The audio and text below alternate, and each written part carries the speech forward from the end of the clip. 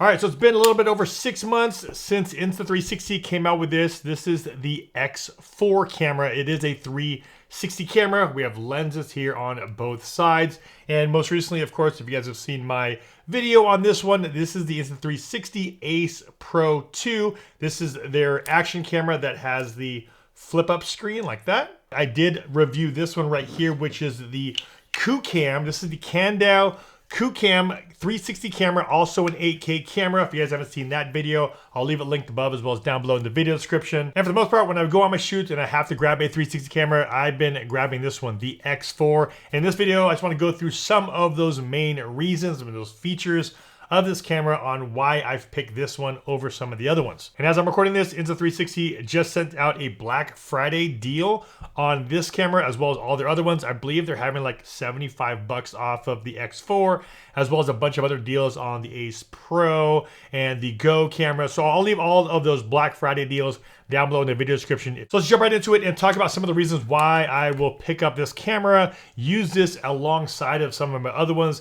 And the first reason is the types of shots you get with a 360 camera compared to even an action camera like this. The shots you get are really different from one another. Now, what I mean by that is that when you're thinking about a traditional action camera shot, you are talking about that single lens. So even if you're putting it in a vlog mode like this, you're really only able to capture a certain amount of your body. If you're vlogging or if you're shooting somewhere, pointing in a direction, you're only able to shoot and get that perspective or that field of view when you're shooting with a camera like this. When you shoot with a 360 camera and you push it out like this, you can now push the camera back, and because you're shooting with two lenses in 360, you are able to now have that feeling that the camera is a lot further away from you because you're able to capture your subject on both sides of the camera. And all I have to do later on in the software is just choose which shot, which frame I want to get, and then export out that particular frame. Having that 360 footage, that option, gives you the ability to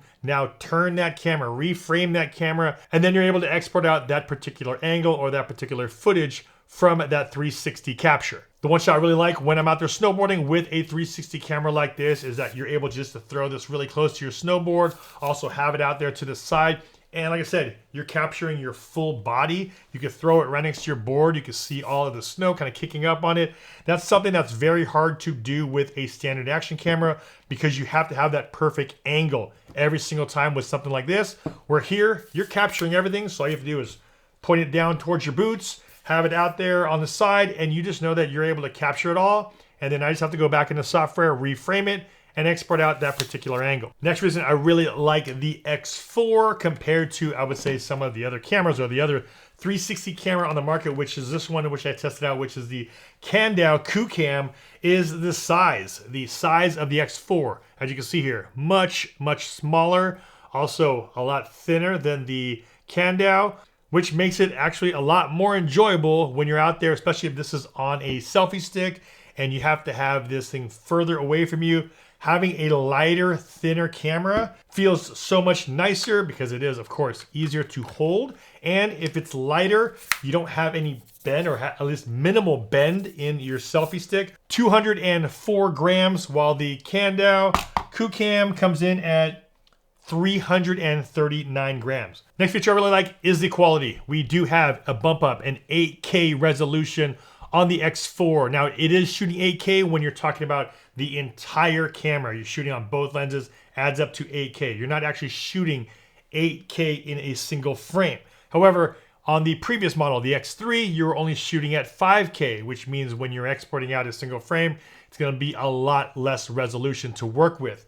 Now you're shooting with 8K, you're able to now export out single frames from your video at much higher quality than their previous model. Next feature I really like on the X4 is the battery life. Now I think Insta360 as well as DJI have really kind of solved, I would say, the battery life and capacity and longevity on their action cameras. They do really well. Insta360 as well as DJI, their batteries actually last a long time, especially compared to GoPro. I've been able to use these in extreme heat as well as, of course, snowboarding, having this in really cold temperatures, And the X4, the X3, those batteries, they do really good in those extreme types of temperatures. Next feature of the X4 that I like is that when you have to download and reframe your videos, their software is really refined, especially compared to some of the other ones on the market. I normally use the Insta360 Studio, the desktop version, to reframe my stuff only because it just makes it a little bit easier if I do have to keyframe certain things or if I have to use the AI tracking. And they keep the UI very, very simple. So if you just want to track a subject,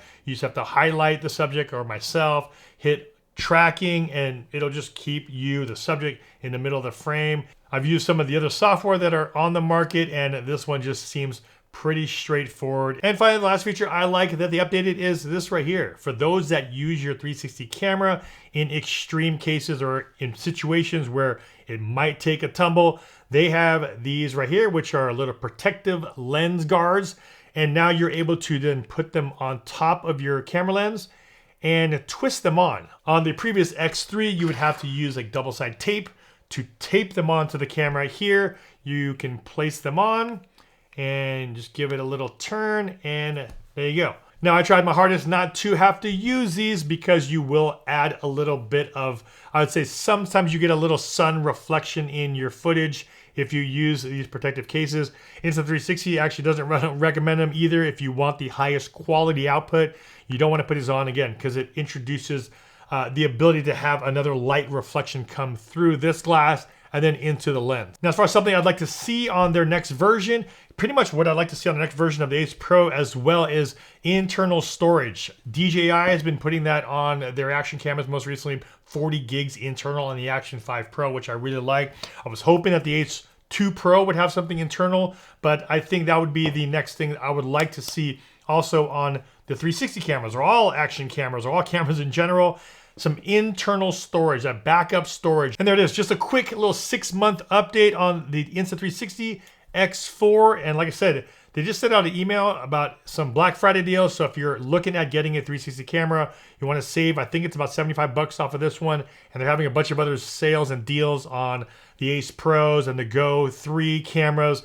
I'll leave those all linked down below in the video description. As always, if you guys got some value from this video, a big like would be much appreciated. This is Aldrin Stasio with FlytPath.com. I'll see you in the next one. Take care.